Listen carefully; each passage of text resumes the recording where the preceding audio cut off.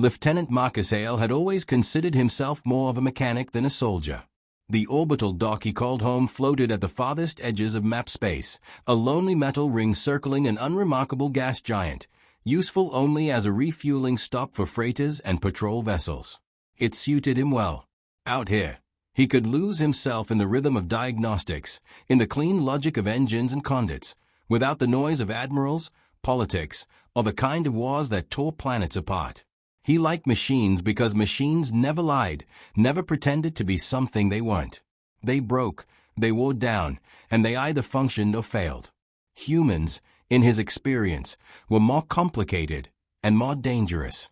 The night shift had stretched long when the sensor alarms chimed. Marcus rubbed his eyes, expecting another lumbering freighter with burnt-out thrusters. Instead, the readout flashed a warning: unidentified craft, damaged, approaching at unsafe velocity. He toggled the comms, but there was only static. The ship barely managed to line up with the docking clamps before crashing into position, metal groaning against metal. Emergency seals snapped shut, and Marcus muttered under his breath. Whoever was aboard, they were seconds from venting themselves into vacuum if he hadn't engaged the failsafes in time. He was already in his vac suit when the airlock cycled open. The figure that staggered through was unlike anything he had expected. She was tall, her skin a deep cobalt that shimmered faintly under the dock's harsh lights. Her eyes glowed a subdued amber, sharp and deliberate even though her movements betrayed fatigue. Long silver braids framed her face, and the buttersuit clinging to her frame bore scorch marks and punctures where it had clearly taken enemy fire. She carried herself with an intensity Marcus had seen in veterans, yet she moved as if each step was chosen, calculated. For a moment, he forgot to breathe. "I require immediate repair assistance," she said in a voice that carried more command than plea. Her accent twisted standard into something smoother, colder. She did not flinch as sparks still fell from her battered vessel. Marcus's instinct was to bristle at her tone, but he reminded himself she might be the only survivor of whatever fight had shredded that craft. He crouched to steady her, though she waved him off and stood on her own, jaw set in defiance. "You're lucky this station has someone awake," he replied. "Dockmaster's off duty. I'm Hale. Engineer." He gestured toward the smoking airlock. "Your ship looks like it's been chewed on by a starquake." Her expression didn't change, though her eyes lingered on him longer than necessary. "I am Kylira," she said after a pause, her voice lowering. "Commander, Outer Campaigns." It sounded rehearsed, as though she had given the title hundreds of times before. Marcus guided her toward the maintenance bay, already scanning the visible damage on his datapad. Entire sections of her vessel were burned through to the skeletal plating. Energy conduits hummed with irregular surges, and more than once he caught readings that suggested technology far beyond what human fleets deployed. He kept his face neutral, cataloging the details. Soldiers often carried secrets, and it wasn't his business to pry. Still, he could not ignore the way she watched him as he worked, head tilted as if studying a puzzle. She neither complained nor offered help, but every movement radiated control, as though exhaustion itself bowed to her will. Most warriors he had met, human or alien, fidgeted when grounded, desperate to return to their battles. Kylira stood motionless, like a sentinel guarding some unseen gate.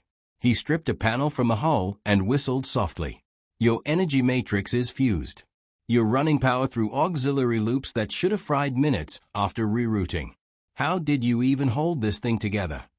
"Discipline," she said simply. "And necessity. We endure because failure is not permitted."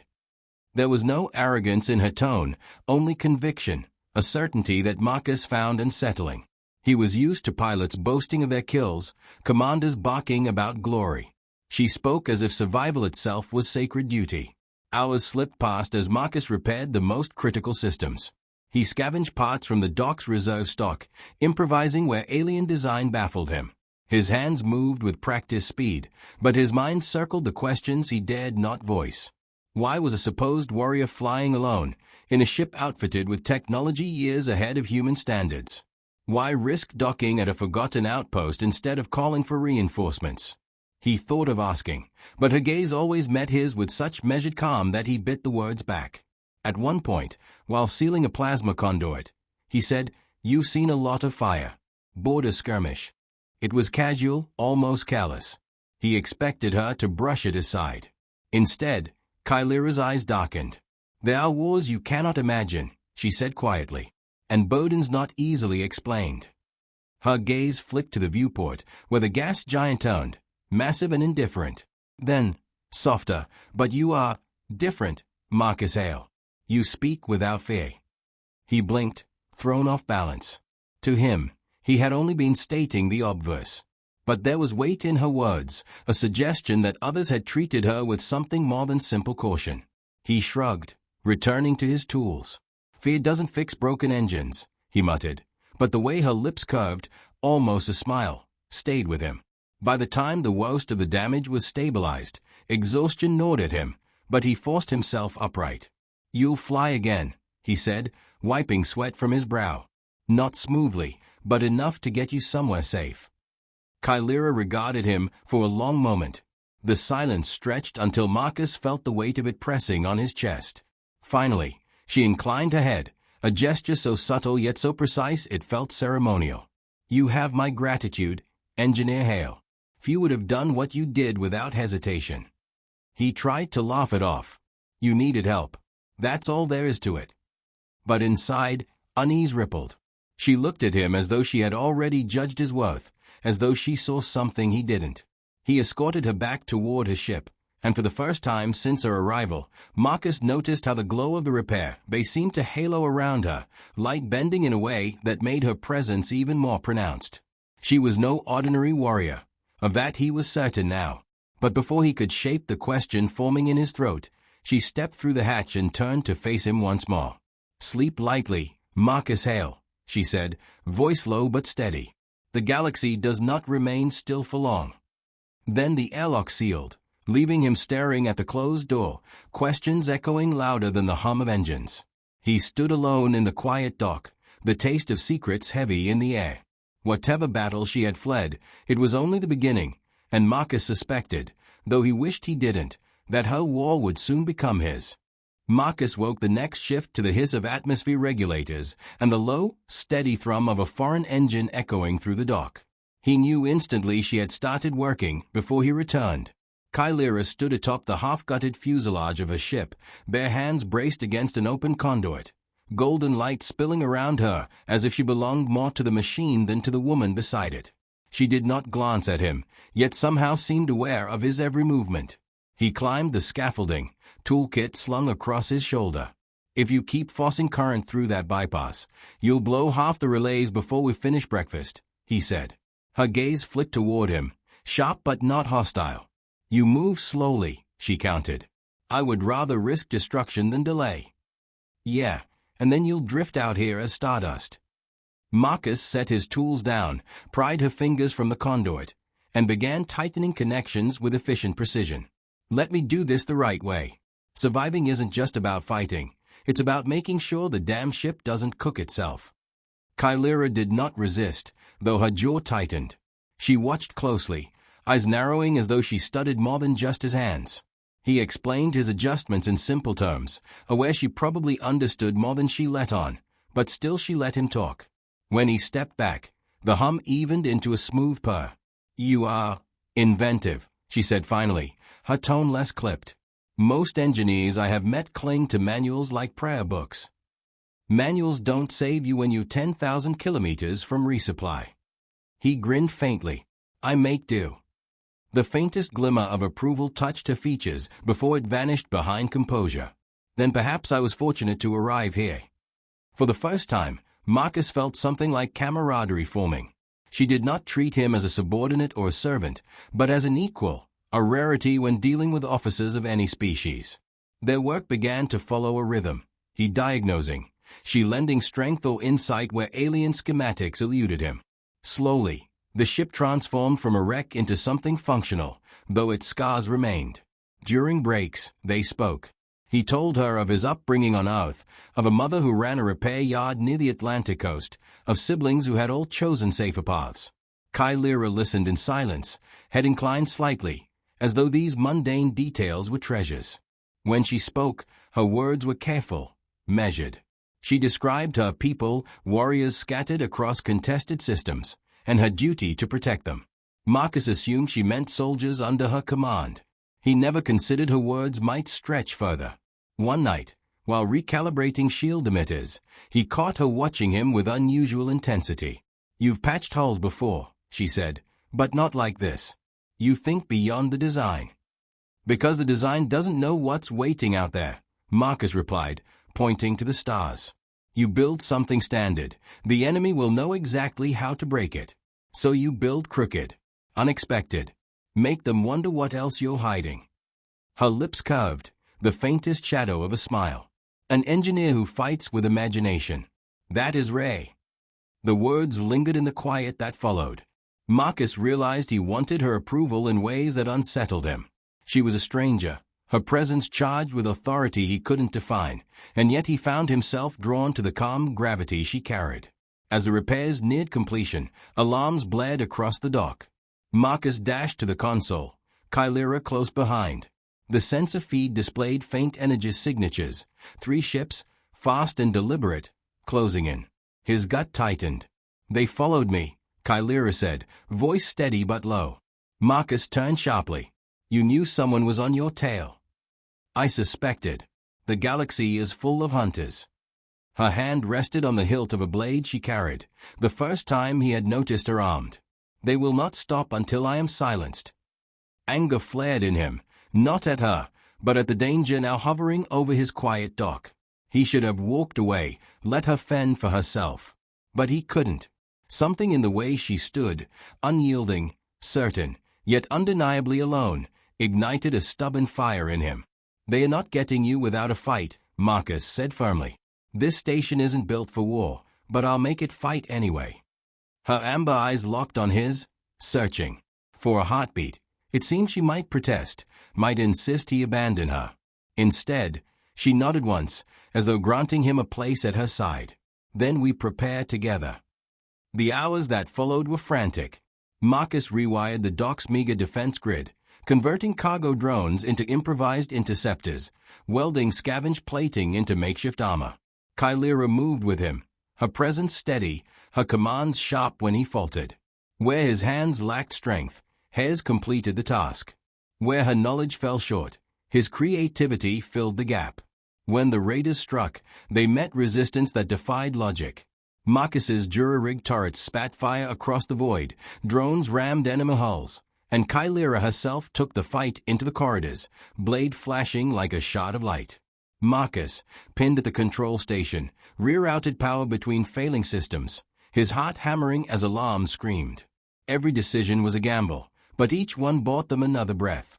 By the time the last raider ship broke off and limped into the darkness, the dock was battered but intact. Marcus slumped in his chair, sweat dripping down his temple, chest burning with exhaustion. Kylera entered, her armor scorched, her expression unreadable. "You fought as though this was your war," she said quietly. "Wasn't it?" Marcus replied. His voice was hoarse, but steady. "They came here. That made it mine." For the first time, her composure cracked. A shadow of vulnerability flickered across her eyes, gone as swiftly as it appeared. She stepped closer, placing a hand briefly against his arm. The gesture was simple, but it carried weight far greater than words. "You do not understand yet," she said, her tone softer than he had ever heard. "But you will." Marcus wanted to ask, about the hunters, about who she really was, about the storm she carried in silence, but fatigue pressed down, and the words caught in his throat. Kylera withdrew her hand and turned toward the viewport where the gas giant loomed, its storms churning endlessly. The station was quiet again, but the air felt heavier, charged with something unspoken. Marcus knew the fight was only the beginning. Whatever secrets Kylera carried, they were bound now to his fate, and he had chosen to stand beside her. Sleep would not come easily, not with the image of her steady gaze lingering in his mind, not with the knowledge that the galaxy had shifted the moment she stepped through his airlock. The wreckage of the raiders' skirmish still clung to the void around the dock, scorched fragments glinting like dying embers against the stars. Marcus stood at the viewport, arms folded, watching drones collect what debris hadn't already drifted beyond reach. His hands still trembled faintly from the strain of improvising defense systems on the fly, but adrenaline had given way to a sharper sensation, uncertainty. Whoever Kylira truly was, she had enemies that were far more organized than opportunistic raiders. The way the attackers had pressed, the precision of their maneuvers, all suggested something deliberate. She had told him they were hunters, but hunters did not risk whole squadrons for a single commander. Kylira entered silently, her steps deliberate as always, and stood beside him without a word. She, too, gazed at the floating ruin outside, though her expression betrayed nothing. Marcus glanced at her profile, the calm severity of her features, the way her golden eyes reflected the debris as though weighing its significance. "You're not telling me everything," he said at last. It wasn't an accusation, though it carried more weight than a question. Her gaze shifted to him. She did not flinch or evade. Instead, she held his eyes until the silence pressed heavier than any alarm. "You are correct," she said simply. "But I will." Marcus had no chance to reply. The console blared a shrill warning, and the station shuddered as sensors registered a mass translation from faster-than-light drive. He snapped toward the display, his throat tightening. A vessel far larger than the raiders unfolded into real space, sleek, angular, bristling with weapons. Its power signature eclipsed anything he had seen outside of human capital ships. "They came faster than I anticipated," Kylira murmured, voice tight for the first time. "Who are they?" Marcus demanded, scanning for any sign of IFF codes. Nothing came up. The ship was masked. "They are the Dominion's enemies," she said, and then, after a breath, "and mine." The massive ship hailed, its projection blooming in cold light across the bay. A commander's face appeared, pale, sharp-eyed, and smiling with a predator's patience.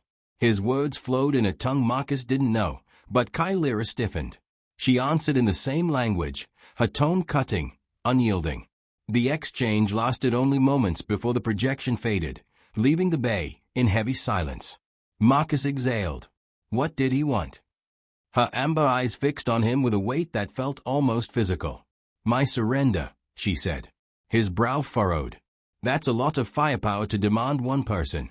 Why are you worth all that?" Kylira straightened, as though a decision resolved within her. She removed the blade from her hip and set it gently on the console, as though the act carried ceremonial weight. Then she spoke, each word deliberate, carved from stone. "Because I am not merely a commander. I am Kylira, sovereign of the Ziyari Dominion, empress of 300 systems, guardian of more lives than you can count." The silence after her revelation felt deeper than space itself. Marcus blinked, the words colliding in his mind, fighting for sense. He remembered how she had moved, how others had hunted her, how she carried herself with unyielding composure. Suddenly, everything fit with alarming clarity. The warrior he had believed himself aiding was no soldier out of place, but the galaxy's most imperiled figure. "You," his voice faltered. "You let me talk to you like you were just a warrior," she finished, her gaze unbreaking. "And that is why I stayed. Because you did not bow, did not perform empty rituals. You spoke to me as though I were flesh and blood, not a symbol carved in marble." Marcus stepped back, running a hand through his hair. "You should have told me. If I had, would you have helped me without hesitation?" The question struck him like a blow. He wanted to say yes, but he knew the truth would not fit so easily. If he had known who she was, he might have stumbled, second-guessed, let the enormity of her title crush his resolve. His silence answered for him. Kylira turned toward the viewport, her reflection standing beside his. "Now you see why they will not stop. They hunt not a soldier, but an empire embodied. If they kill me, the Dominion fractures. Civil war devours my people. That is the fate I flee, and the burden I carry." Marcus's throat tightened. He had spent his life among machines, where problems were bolts to tighten or circuits to reroute. Now he stood beside an empress, with the weight of civilizations pressing invisibly around them. He wanted to retreat, to hand her over and let the galaxy's titans battle without him. But when he looked at her, standing tall, yet undeniably weary, he knew he couldn't. "You're asking me to stand against that." He pointed toward the massive vessel outside. "I'm just an engineer." Her eyes softened, though her words remained steel. "You are not just anything. You saw weakness and forged strength. You faced hunters without training and did not falter. You are the first ally I have had in exile who did not measure me by my crown. Marcus swallowed hard, his chest tightening. Every rational thought told him to refuse, to find a way out before he was crushed beneath forces far beyond him. But the part of him that had leapt to save a stranger at the airlock, the part that had rewired defenses under fire, the part that had felt a strange bond forming between them, that part had already chosen. Then we'd do this together, he said, voice rough but certain. But if I'm in, you don't get to keep me in the dark anymore. Kylera inclined her head, a gesture that carried both solemnity and gratitude. Agreed. The station groaned as the enemy vessel began to shift into position, its looming silhouette casting shadows across the dock. Marcus felt the weight of inevitability pressing in, yet a spark of resolve lit in his chest. He had repaired ships, fortified stations, improvised weapons. He could do it again. Not alone, never alone, but with her.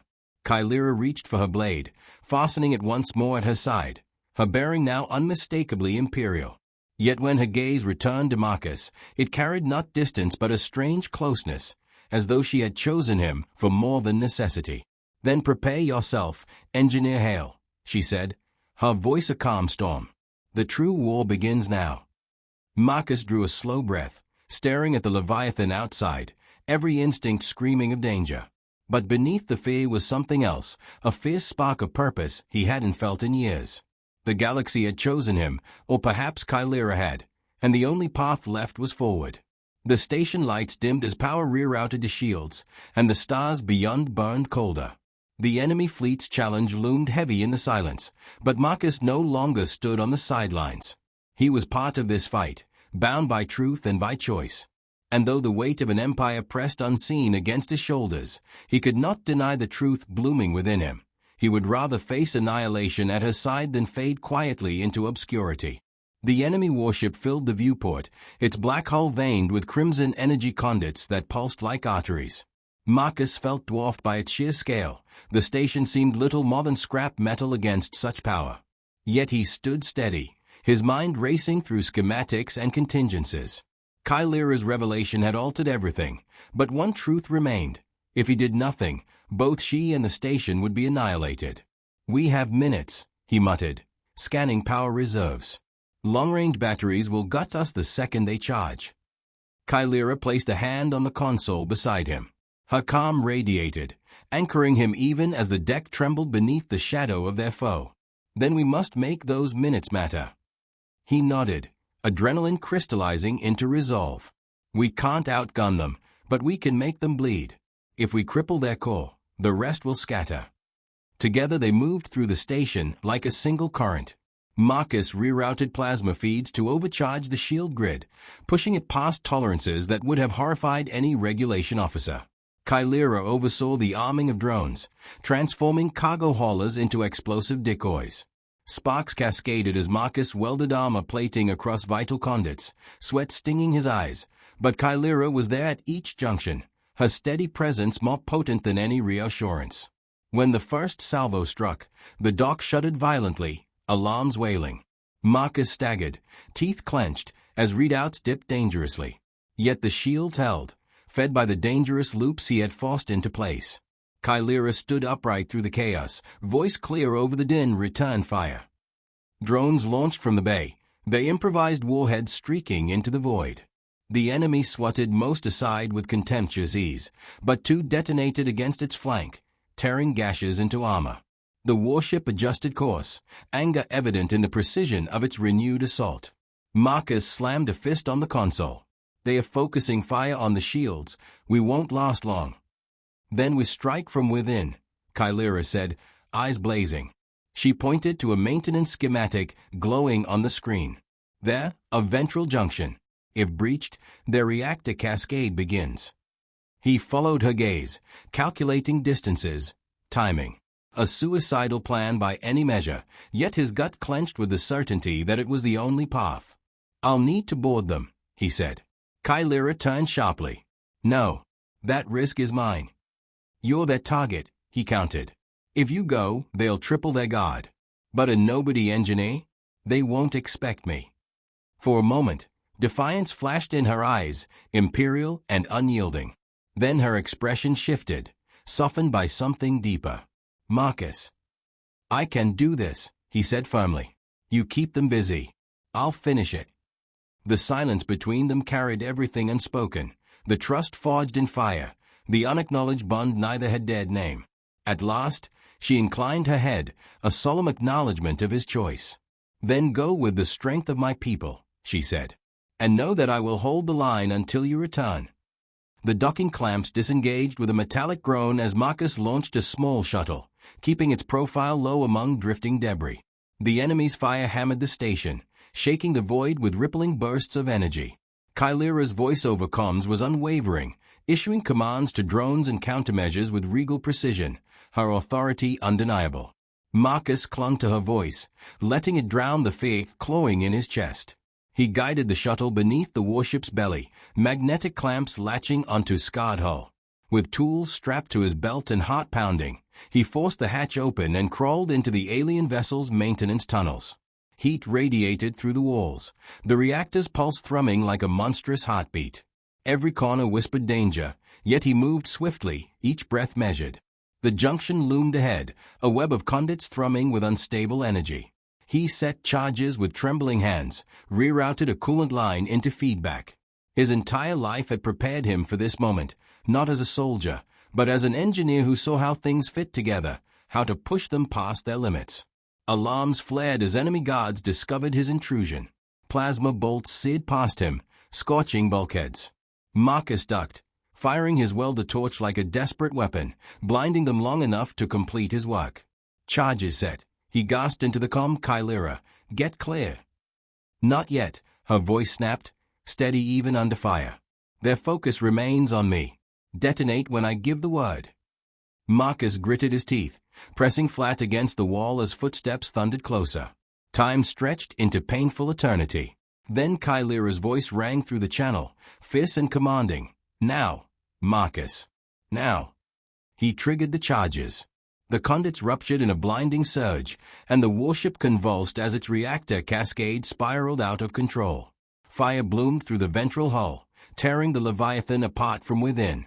Marcus barely scrambled back to his shuttle before the explosion flung him into the void, systems shrieking as debris battered the hull.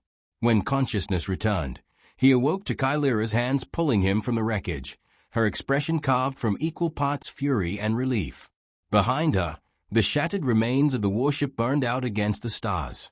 The station stood battered but alive, and for the first time since she had arrived, Kylira's shoulders eased. "You defied death," she said softly, almost in wonder. Marcus forced a shaky grin. Just another day keeping things from falling apart. Her eyes softened, and in that instant, she was not empress or warrior, but a woman who had found someone who refused to abandon her. "You are more than you believe, Marcus Hale," she whispered. "The galaxy will know it too." He wanted to protest, to insist he was only an engineer.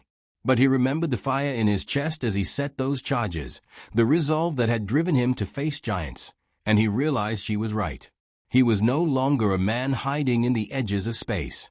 Kylira rose, extending a hand. "Come with me. Not as a servant, not as subject, but as ally. I cannot stand alone against the storms ahead. But with you, I may yet prevail." He hesitated, eyes flicking toward the gas giant outside, its endless storms echoing his own turmoil. Earth lay far behind him, safety further still. Yet when he looked at her, at the unwavering light in her gaze, his answer formed with surprising ease. "Then I'll stand with you," he said. Kylira's lips curved, the faintest shadow of a smile breaking her imperial composure. She turned toward the viewport where debris drifted like silent testimony to their defiance. "Then together we will rebuild what has been broken." The stars beyond glittered, vast and waiting. Marcus felt their enormity pressing down, but no longer as weight alone. For the first time, he sensed possibility, of battles yet to come, of a destiny he had never sought yet could not refuse. The engineer had once believed he was repairing a warrior's ship. Now he knew he had mended the foundation of an empire, and bound his own fate to a sovereign whose war was only beginning.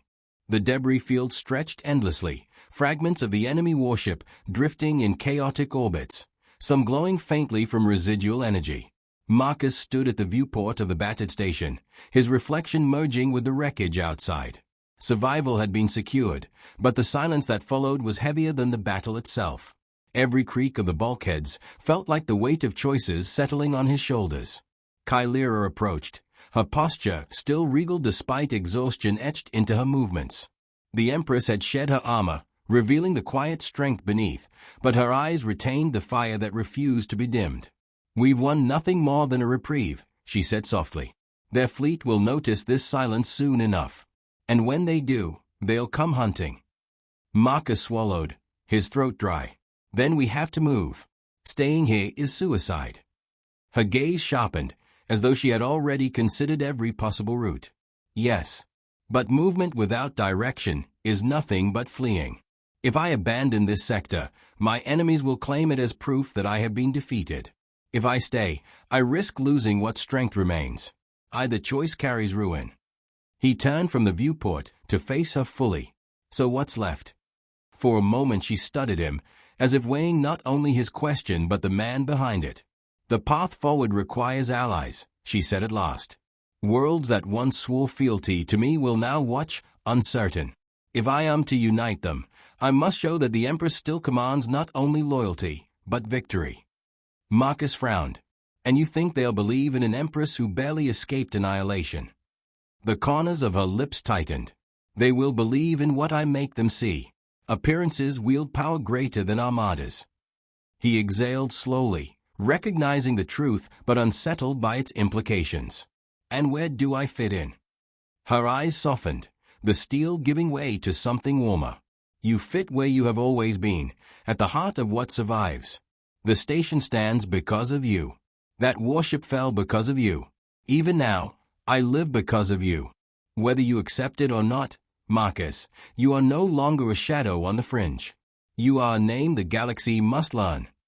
He shifted uncomfortably, unused to the weight of such expectations. "I'm an engineer. I patch things up, keep them from breaking. That doesn't make me a leader." "Leadership is not claimed," Kylera countered gently. "It is revealed when necessity strips away denial. You faced death not because you sought glory, but because it was the only way forward. That is what others will follow." The words struck deeper than he wanted to admit. He opened his mouth to argue further, but the sharp chime of an incoming transmission cut through the air. Both turned as the console lit up, displaying a distorted signal. Marcus worked quickly, fingers dancing over controls, stabilizing the feed until a holographic projection flickered to life. A gaunt alien figure appeared, its features sharp and severe, robes draped in symbols of a forgotten allegiance. Kylera's expression shifted instantly, imperial authority descending like a mask. "Counselor Theris," she said, voice steady. "You honor us with your presence." The alien inclined his head, though his tone was cool. "Honor is not the word I would use, Empress. Rumors spread quickly, rumors of your fall, your exile, your defeat. Yet here you stand, speaking as though your throne were not shattered." Kylera's eyes narrowed, but her tone remained even. "My throne is not shattered. It is tested. And those who stand beside me now will be remembered as the architects of its restoration." Theris's gaze slid to Marcus, scrutinizing him with open disdain. "And who is this?" "A human, if my eyes do not deceive me. Has the Empress of 1,000 worlds been reduced to relying on scavengers from a backwater planet?" Marcus felt the sting but held the alien stare, refusing to flinch. "Names don't matter," he said, his voice firmer than he expected. "Results do. I'm the one who brought down the warship that would have killed us all." The counselor's eyes widened briefly before narrowing once more. "Bravery is not legitimacy. The galaxy respects bloodlines, not happenstance." Kylera's voice cut through, sharp as a blade. "The galaxy respects strength, counselor. And strength has many forms. Judge my allies if you wish, but do not mistake survival for weakness." The transmission wavered, static rippling across the projection. Theris leaned forward, voice low and pointed. "The council convenes soon. Appear, and you may sway those still undecided. Fail to appear, and your enemies will claim your absence as proof of your demise. Choose carefully." The hologram collapsed into silence, leaving only the hum of systems around them. Marcus exhaled, tension draining slowly from his chest. That sounded like both a warning and a trap. "It is both," Kylira admitted, her composure unbroken. "But if I refuse, the trap closes on its own. If I accept, at least I may shape the jaws that seek to consume me." Marcus rubbed his temples. "So, we walk straight into their arena and hope they don't tear us apart before we can speak." "Not hope," she corrected. "We prepare. We make them see what they cannot deny." He stared at her, at the unyielding certainty in her bearing, and realized once again the vast gulf between her and the ordinary life he had clung to. Yet despite that gulf, she reached for him, drawing him into a destiny neither of them could escape alone. A low rumble echoed through the station as emergency power cycled, a reminder of how fragile their position truly was. Marcus met her gaze and found himself nodding before he could second-guess. "Then we prepare." Kylira's lips curved, not quite a smile but something close. "Together, Marcus. Whatever storms await, we face them as one." The words hung between them, a quiet vow forged in survival and sharpened by the knowledge that the conflict ahead would not merely decide their fates, but the balance of power across the galaxy. Beyond the viewport, the stars stretched cold and vast, but for the first time Marcus felt not small, but essential. The warship's destruction had been a battle. The Council would be a war of perception. And deep within, he sensed the true conflict had only just begun. The council chamber loomed like a cathedral carved from starlight, vast columns of energy spiraling upward into shadow. Hundreds of delegates filled the tiers, each one representing a world, a fleet, or a faction whose loyalty once belonged to Kylira. Now, they watched in wary silence, waiting to decide whether she was a relic of a fading empire or the sovereign who would lead them through the gathering storm. Marcus followed at her side, acutely aware of how out of place he appeared. His simple jacket and utility boots looked threadbare among the flowing robes, jeweled armor, and ceremonial crests surrounding them. Yet Kylira walked as though the chamber itself had been built in her honor, her every stride commanding the room's attention. For a moment, Marcus envied her certainty, until he realized she bore the same burden he felt, only magnified across 1,000 expectations. A voice rang out, amplified by the chamber's acoustics. "Kylira of the Imperium," it declared, neither deferential nor welcoming. "You stand accused of weakness, of failure to protect your borders, of abandoning the throne you claim. Speak now, or be silent forever." Whispers rippled across the assembly like wind through dry leaves. Kylira did not flinch. She raised her chin and let her gaze sweep the tiers, meeting the eyes of delegates who once swore allegiance. "I did not abandon the throne," she said, her voice firm and resonant. "I was betrayed. I was hunted. Yet here I stand, not as a fugitive, but as survivor, and as victor over the warship sent to erase me." A murmur spread, doubtful yet curious. Marcus felt the tension coil tighter. He knew words alone would not sway them. These people thrived on shows of strength, not sentiment. Counselor Varys stepped forward from his tier, robes trailing like shadows. His gaze flicked disdainfully toward Marcus before settling on Kylira. Survivor, perhaps, but a survivor propped up by chance and scavenged aid. The galaxy demands more than excuses. Where is your fleet? Where are the banners of loyalty that once followed you unquestioned? Kylira's jaw tightened. Destroyed, scattered, forced into hiding by treachery. But loyalty is not measured by numbers, Varys. It is measured by resolve. And my resolve has not faltered. Varys' smile was sharp, predatory. Resolve will not shield us from the fleets gathering at our borders. Resolve will not deter those who smell weakness. You offer us words while others offer us weapons. The chamber erupted in argument, delegates shouting, gesturing, debating among themselves. Marcus felt his pulse quicken. This was slipping away from her, from them. And then, unbidden, he found his voice cutting through the noise. "Words didn't destroy that warship," he said, the sound carrying farther than he expected. The chamber fell into silence, eyes turning toward him with open surprise and, in many cases, disdain. Marcus forced himself to continue, heart pounding. "I did. I'm no warrior, no noble. I'm an engineer from a planet most of you don't care about. And yet I tore down something your enemies thought invincible. Whispers rippled again, sharper this time. Chimera glanced at him, not with reprimand, but with quiet encouragement. I didn't do it for power, Marcus went on. I did it because she asked me to stand with her. And if she can inspire someone like me, a nobody, to risk everything, then maybe she still has what it takes to inspire all of you. A pause hung heavy in the chamber, the kind of silence that decided destinies. Varys's voice broke it, dripping with scorn. A human's desperation is hardly proof of imperial strength. You expect us to rally behind an empress who hides behind off-world strays. Marcus met his gaze without flinching. No, I expect you to rally behind an empress who refuses to quit. Because if she hasn't given up after everything that's been thrown at her, what excuse do the rest of you have? The chamber stirred again, but this time the tone shifted.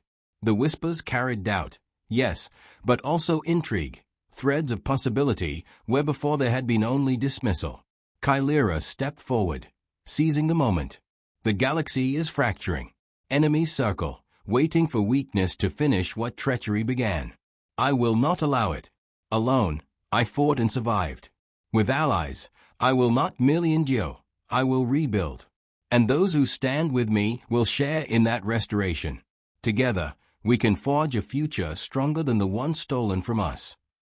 Her words rolled like thunder, and Marcus saw in the faces of some delegates a spark of recognition, the first flickers of belief. Others remained unconvinced, but the tide had shifted. Varys's expression darkened. Grand promises from a fallen sovereign. Yet promises are not proof. We will deliberate. But know this, Chimera, should you fail to deliver, it will not be your enemies who destroy you. It will be those who once called you Empress. The chamber dimmed as the council recessed, delegates retreating into private debates. Chimera remained still, her composure unbroken, though Marcus could see the strain etched in her features when the scrutiny lessened. He stepped closer, lowering his voice. You held them. You turned the tide. Her gaze lingered on the emptying tears. For now. But turning a tide is not the same as surviving the storm. They will demand proof of strength, and soon. If I fail to provide it, she trailed off, the unspoken outcome hanging heavy between them. Marcus touched the console at her side, pulling up the wreckage reports of the warship they had destroyed. Then we show them. We don't just tell them you survived, we show them how. We make them see exactly what happens to anyone who underestimates you. For the first time since entering the chamber, Chimera allowed herself a smile, small, fleeting, but real. You think like a sovereign, Marcus Hale. He shook his head. I think like an engineer. I see what's broken, and I figure out how to fix it. Her eyes softened as she studied him. Perhaps there is no difference, after all. Beyond the chamber's walls, fleets gathered and whispers of rebellion spread like wildfire.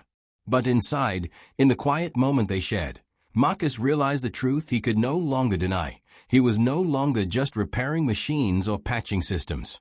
He was part of something vast, something perilous, something that could remake the galaxy itself. And though fear gnawed at the edges of his resolve, he knew he would not walk away. Not from her. Not from this. The storm was coming, and he was already in its heart.